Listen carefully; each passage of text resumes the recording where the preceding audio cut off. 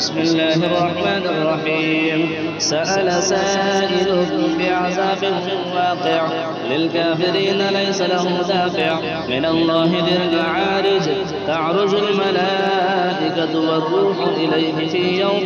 كان مقداره 50,000 سنة فاصبر صبرا جميلا إنهم يرونه بعيدا ونراه قريبا يوم تكون السماء كالمهل وتكون الجبال كالعهن ولا يسأل حميم حميما يبصرونهم يود المجرم لو يفتدي من عذاب يومئذ ببنيه وصاحبته وأخيه وفصيلته التي تؤويه ومن في الأرض جميعا ثم ينجيه كلا إنها لظى نزاعة للشوى تدعو من أدبر وتولى وجمع فأوعى إن الإنسان خلق هلوعا إذا مسه الشر جزوعا وإذا مسه الخير منوعا إلا المصلين الذين هم على صلاتهم دائمون والذين في أموالهم حق معلوم للسائل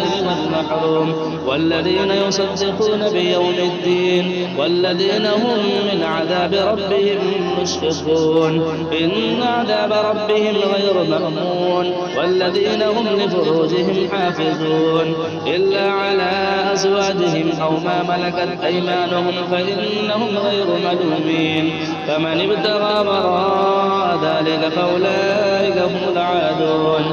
والذين هم لأماناتهم وعهدهم راعون والذين هم بشهاداتهم قائمون والذين هم على صلاتهم يحافظون أولئك في جنات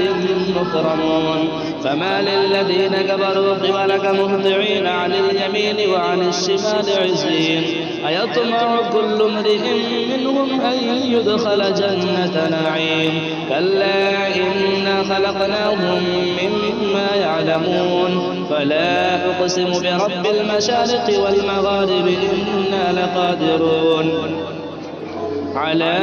أن نبدل خيرا منهم وما نحن بمسبوقين فذرهم يخوضوا ويلعبوا حتى يلاقوا يومهم الذي يوعدون يوم يخرجون من الأجداث سراعا كأنهم إلى نصب يوفضون خاشعة أبصارهم ترهقهم ذلة ذلك اليوم الذي كانوا يوعدون صدق الله العظيم.